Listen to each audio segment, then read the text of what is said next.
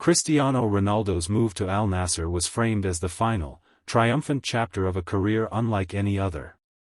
A global icon arriving in Saudi Arabia, lifting the Saudi Pro League's visibility overnight, scoring at a rate that still embarrassed defenders half his age, and carrying stadiums, broadcasters, and social media engagement on his shoulders. It was supposed to be the perfect sunset. Instead, the recent drama surrounding his refusal to play against Al Riyadh has cracked open a conversation nobody expected to have this soon. What if Ronaldo leaves Saudi Arabia earlier than planned? According to reports from Portugal, his contract reportedly includes a €50 million release clause. In modern football terms, that number is large but not impossible, especially when the commercial impact of Cristiano Ronaldo is factored in. Shirt sales, sponsorships, TV audiences, and global attention often dwarf the transfer fee itself.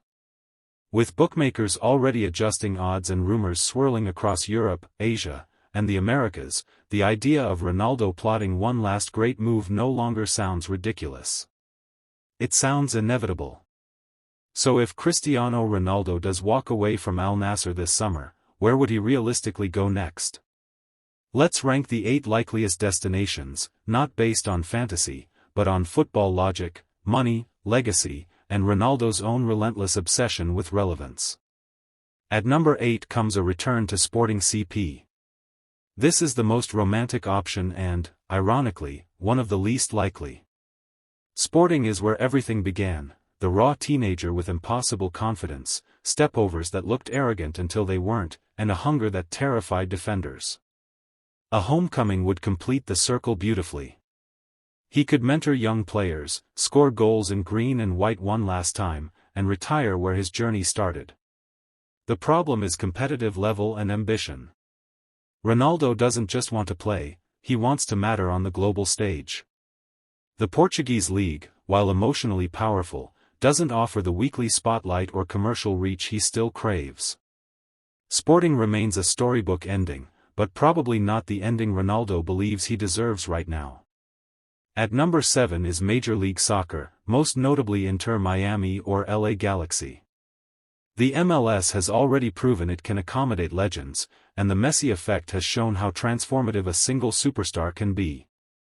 Ronaldo in the United States would be a marketing nuclear bomb. Stadiums would sell out coast to coast, global broadcasters would tune in, and the Ronaldo versus Messi narrative would reignite in a new continent. Yet pride complicates this option. Ronaldo is intensely aware of comparisons, and joining a league where Messi is already the undisputed centerpiece could feel like playing second lead in someone else's movie. Unless the project is built entirely around him, MLS remains possible, but not ideal. Number 6 is the Brazilian Serie A. This option has quietly gained traction and shouldn't be dismissed. Brazilian clubs backed by strong investors could afford the release clause, the league offers passionate crowds, and the football culture aligns with Ronaldo's love for flair and big moments. There is also the Club World Cup factor, where Ronaldo could chase history on a global stage. Still, the physicality, travel demands, and chaotic calendar make it a risky environment for a 40-year-old superstar.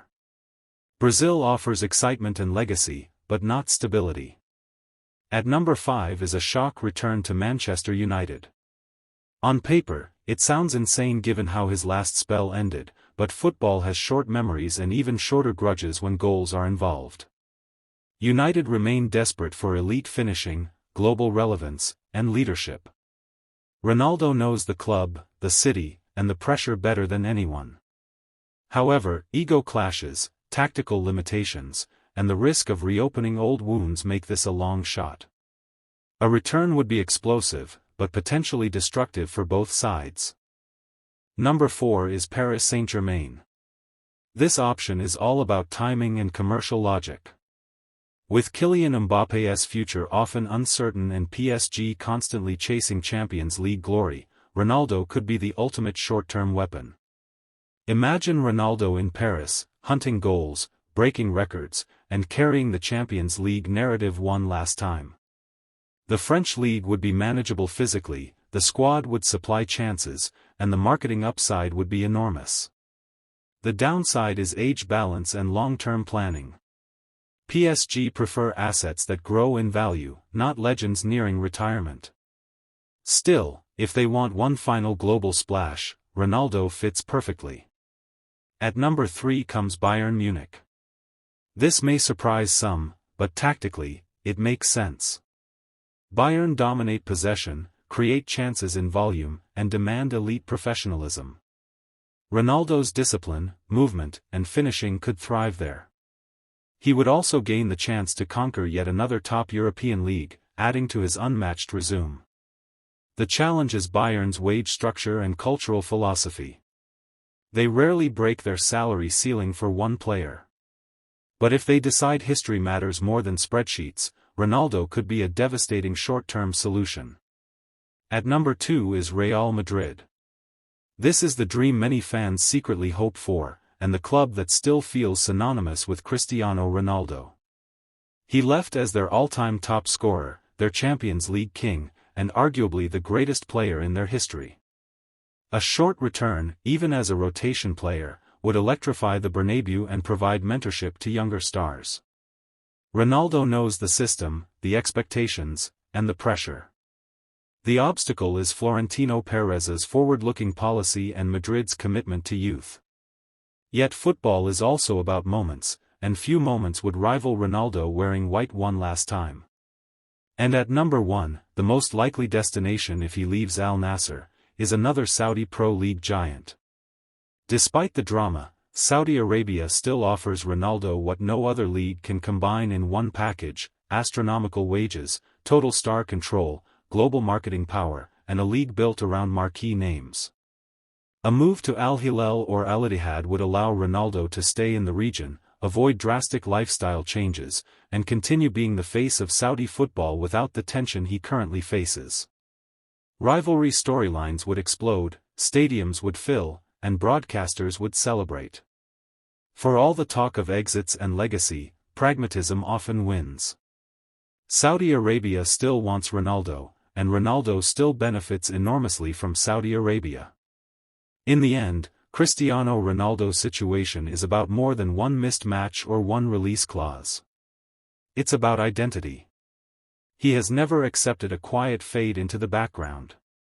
Every move he makes is designed to reinforce his status as a central character in world football. Whether that means a romantic return, a shock European comeback, or a strategic Saudi switch, one thing is certain: Cristiano Ronaldo is not done controlling his narrative. The football world has learned this lesson repeatedly. When people think Ronaldo is finished, he reinvents himself. When they think he has settled, he moves again. The Al-Nassr drama may not signal decline. It may simply be the opening scene of one final, unforgettable chapter.